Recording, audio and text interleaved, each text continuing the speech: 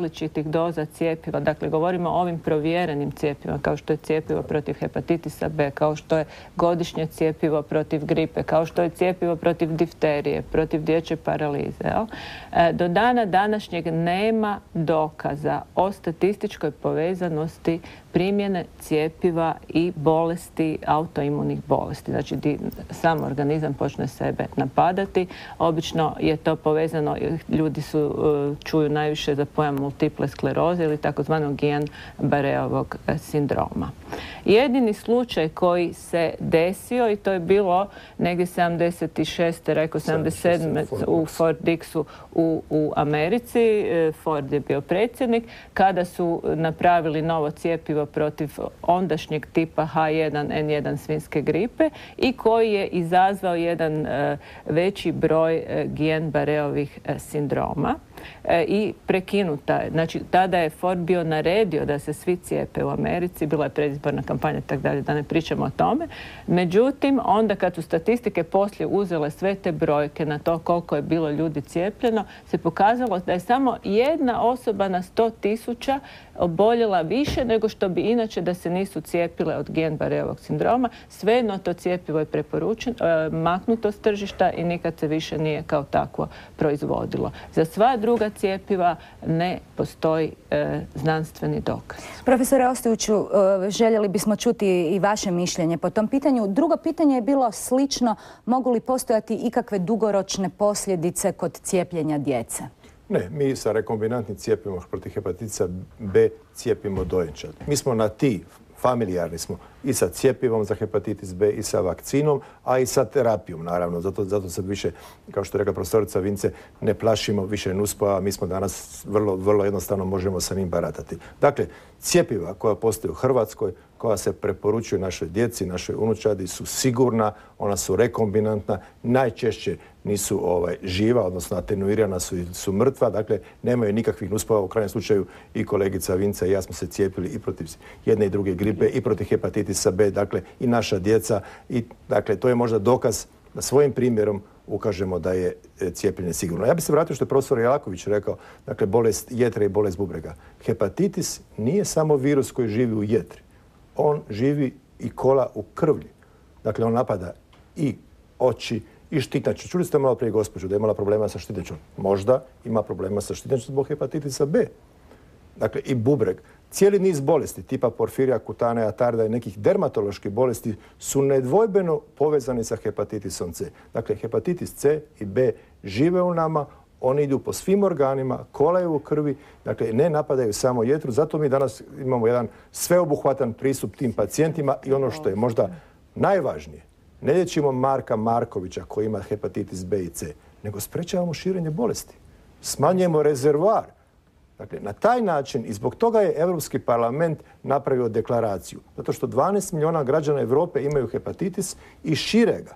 I to je možda ideja i poanta ove emisije. Otkriti bolest, jer 8 od 10 onih koji imaju hepatitis ne znaju. Dakle, svi koji su bili u kontaktu, ispričavam se, sa krvlju, operacijama prije 1993.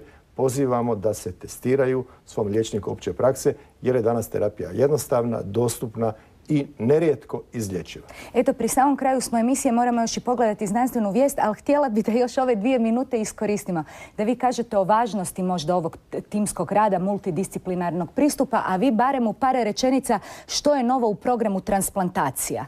Dakle, tu timski rad je prva stvar, to je najvažnije. Dakle, prvo od liječnika primarne zdravstvene zaštite koji će posumnjati na osnovu povišenih vrijednosti aminotransferaza da se možda radi o osobi koja je zaražena sa hepatitisom, ima kroničnu infekciju. Onda će ga poslati liječniku koji se bavi time.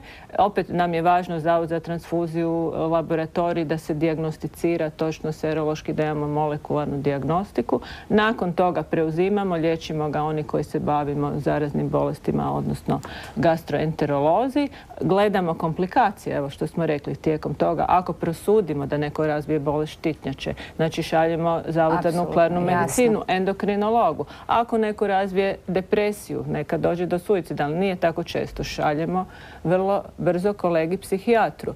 Ako vidimo da se bolest nalazi u uznapredovaloj fazi, također šaljemo u centre za transplantaciju. Evo, rekao, sad možeš ti. Hvala lijepa. Hepatitis B i C zovemo tihe ubojice i zovemo ih bombe sa odgođenim djelovanjem. Tihe ubojice jer pacijent ne zna da ima virus, a virus ga cijelo vrijeme inficira i uništava organe. A bombe sa odgođenim djelovanjem, jer ako se inficira bolest desetke godina, dođe do razvoja karcinoma jetre. I zato se danas u Europi svaki treći, a negdje i svaki drugi pacijent koji ide na presađivanje jetre ide zbog ciroze jetre ili karcinoma jetre uzrokovano hepatitisom C. I zato je ponovo naglašavan Europski parlament borbu protiv hepatitisa C, a mi smo dodali i B, zato što oni svoju djecu imaju vakcinu već 20 godina, a mi imamo tu kašnjenje desetke godina, stavili su kao javno zdravstveni problem broj 1 jer je to zarazna bolest. Hvala lijepa. Pogledajmo sad znanstvenu vijest.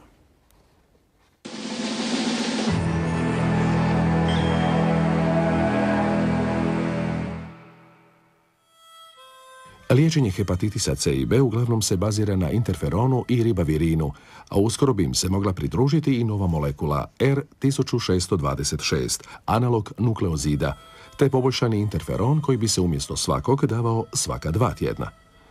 Naime, uspjeh liječenja hepatitisa C interferonom je oko 60%, s tim da je lijek uspješniji kod genotipa 2 i 3, kod kojeg se izliječi oko 88% bolesnika, dok je kod genotipa 1 izlječenje 40%. Optimistične rezultate dala je studija rađena na 20 pacijenata o utjecaju antioksidansa silibinina, koji se dosad davao u tabletama kao pomoćno sredstvo u liječenju bolesti jetre. Pokaže li se molekula R1626 uspješnom na duge staze, mogla bi biti i druga komponenta liječenja hepatitisa C umjesto ribavirina. To nije slučaj kod hepatitisa B, jer virus nakon dugotrajnog liječenja mutira i postaje rezistentan.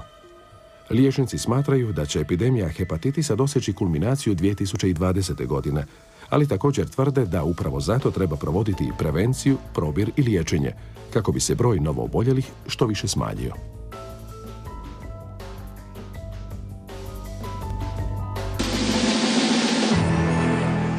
Eto, uvijek su zadnje minute rezervirane ili za najavu nekih važnih znanstvenih skupova, ali običaj je da se referiramo možda na ovu vijest, iako smo dobrim dijelom već govorili u ovoj našoj emisiji o tome. Da, niz molekula, između ostalog R1626, ulijeva nadu da ćemo ovaj postotak izlječenja povisiti, a s druge strane, kao što je rečeno, treba otkriti, spriječiti, izliječiti sve naše pacijente, možda je to poanta. Javite se svojim liječnicima opće medicine, jer oni su ključ svega.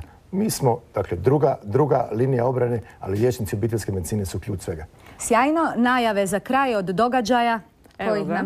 19. svibnja je svjetski dan virusnih hepatitisa, sad već jednu 5. godinu za redom. Kao što imamo dan AIDS-a, tako imamo sad dan virusnih hepatitisa, ali je to veliki problem. Kao što smo rekli, evo i mi u Hrvatskoj slijedimo događaje, tako da ćemo imati jedan simpozij u klinici za infektivne bolesti, sad već 3.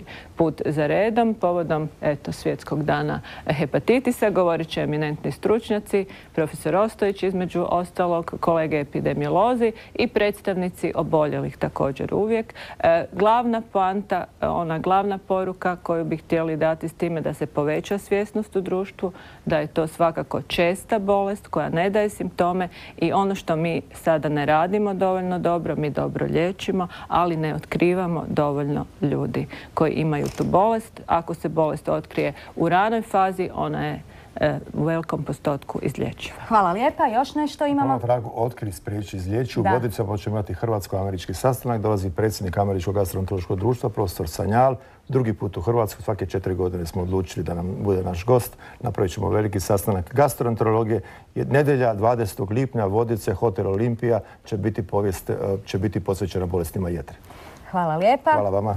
Hvala na sudjelovanju u ovoj emisiji. Rečenica za kraj kao i uvijek. Dakle, osnovni cilj tretiranja virusnog liječenja pod broj 1 je izliječenje, a potom prevencija progresije bolesti. Hvala što ste i ovog puta bili s nama. Vidimo se za 7 dana. Doviđenja. Da. Izlječenje, onda prevencija.